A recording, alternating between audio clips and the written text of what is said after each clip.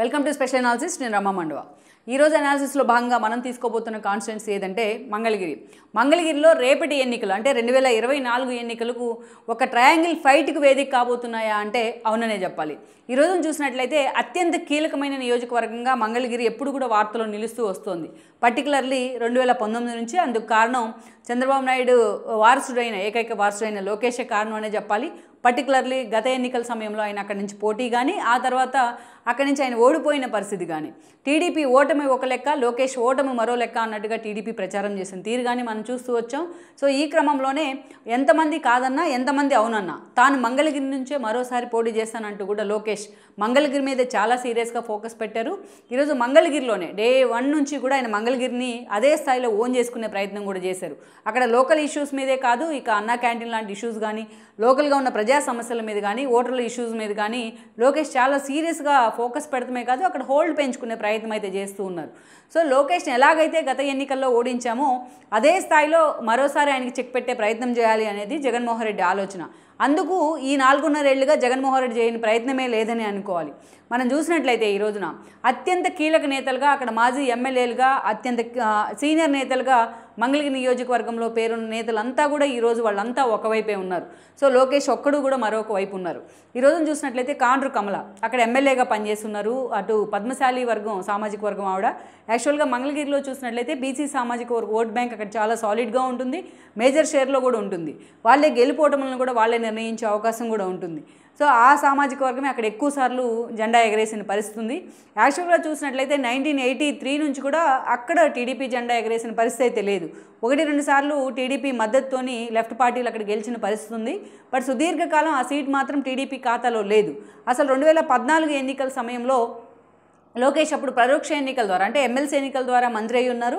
But ప్రత్యక్ష ఎన్నికల్లో దిగాలనుకున్న సమయంలో 2019లో అసలు అక్కడి నుంచి పోటీ చేయొద్దని కూడా చాలామంది ఆయనకు సూచిస్తూ వచ్చారు. కానీ లోకేష్ మాత్రం ఆ సీటు మీద ఎలాగైనా టీడీపీ జెండా ఎగరేస్తానంటూ సవాల్ చేశారు. అమరావతి లాంటి రాజధాని నిర్ణయం కానీ, మంగళగిరి తాను ఐటీ మినిస్టర్గా మంగళగిరి పరిసర ప్రాంతాల్లోకి తెచ్చిన పరిశ్రమలు కానీ ఇవన్నీ తనకి యాడ్ ఆన్ అవుతాయని కూడా లోకేష్ ఆ రోజు లెక్కలు కట్టారు.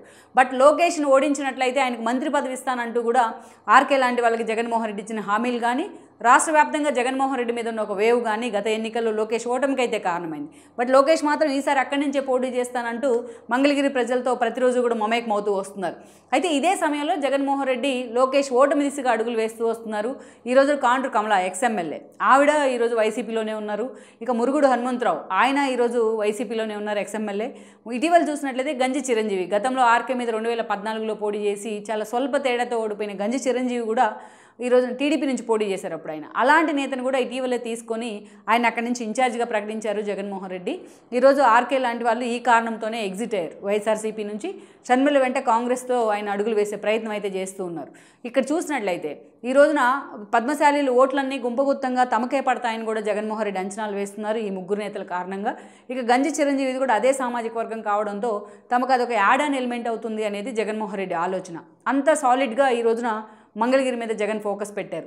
మరోవైపున చూసినట్లయితే టీడీపీ మీద తిరుగుబాటు వ్యక్తం చేస్తూ బయటకు వచ్చిన రాయపాటి ఫ్యామిలీ మీద కూడా జగన్ ఫోకస్ పెట్టారు.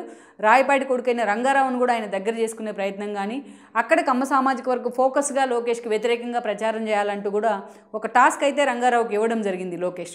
సో ఇలాంటి సమయంలో తన వ్యతిరేక శక్తులని టీడీపీ లోకేష్కి వ్యతిరేక శక్తులన్నీ కూడా ఈ రోజున వైఎస్ఆర్సీపీ నుంచి మోహరించబోతున్నాయి. అంటే చాలా టఫ్ ఫైట్నే లోకేష్ అక్కడ ఎదుర్కోబోతున్నారనే చెప్పాలి మనం. సో అలాంటి సిచ్యువేషన్లో ఈరోజు గంజి చిరంజీవి వైఎస్ఆర్సీపీ నుంచి అభ్యర్థిగా పోటీ చేయబోతూ ఉన్నారు. ఓ పద్మశాలి సామాజిక వర్గం, ఆ సామాజిక వర్గమే అక్కడ ప్రీడామినెంట్గా ఉంది. మరోవైపు చూసినట్లయితే ఈ రోజున టీడీపీ నుంచి చంద్రబాబు నాయుడు ఏకైక వారసుడు లోకేష్ బరిలో ఉండబోతున్నారు.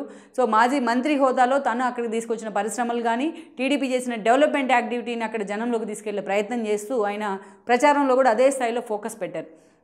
వేరేజ్ మరొక విషయానికి వచ్చినట్లయితే ఇక్కడ ఈ ఇద్దరి మధ్య పోటీ అనేది మొన్నటి వరకు కూడా అక్కడ ఉన్న సీన్. కానీ ఈరోజు ఆ సీన్ అయితే పూర్తి స్థాయిలో ఉల్టా అవుతున్న పరిస్థితి కనిపిస్తుంది. ఎందుకంటే ప్రధాన పోటీ వైఎస్ఆర్సీపీ వర్సెస్ టీడీపీ అన్నట్లుగా ఉంటుంది అనేది మొన్నటిదాకా జరిగిన చర్చ. కానీ ఈరోజు మనం చూసినట్లయితే ఈరోజు ఎప్పుడైతే ఆర్కే లాంటి వాళ్ళు షర్మిల వెంట నడిచే ప్రయత్నం చేశారో ఈరోజు ఆర్కే అక్కడ కాంగ్రెస్ పార్టీ వైపు నుంచి అభ్యర్థి కాబోతున్నారు. అయితే ఆర్కేకి గతంలో కానీ మొన్నటి ఎన్నికల్లో కానీ అంతకు ముందు కానీ పెద్ద భారీ మెజార్టీలతో ఆయన గెలిచిన సందర్భం అయితే లేదు. ఆయనకు అంత సొంతగా ఓన్గా ఒక ఎక్స్పోజర్ అయితే కాన్స్టిట్యున్సీలో లేదు. బట్ ఆయనకంటూ కూడా ఒక సాలిడ్ కొంతవరకు ఒక ఓట్ బ్యాంక్ ఉందని అనుకోవాలి. సో అలాంటి ఆర్కే ఈరోజు జగన్మోహన్ రెడ్డి మీద తిరుగుబాటు జెండా ఎగరేస్తూ అక్కడ తన అవమానాల పాలైన విషయాన్ని గుర్తు చేస్తూ తనకు మంత్రి పదవి ఇవ్వనందుకు కూడా జగన్మోహన్ రెడ్డి మీద నిరసన వ్యక్తం చేస్తూ బయటకు వచ్చారు. ఇక తన పక్కన పెట్టే చిరంజీవి లాంటి వాళ్ళని తీసుకొచ్చి అక్కడ ఇన్ఛార్జీలుగా నియమించడాన్ని కూడా ఆయన తీసుకోలేకపోయారని అనుకోవాలి. అలాంటి సిచ్యువేషన్లో షర్మిల అడుగులో అడుగు వేసే ప్రయత్నం చేస్తున్నారు. అంటే ఈరోజు కాంగ్రెస్ నుంచి సాలిడ్గా అక్కడ ఆళ్ళ రామకృష్ణారెడ్డే పోటీలో ఉండే అవకాశం ఉంటుంది.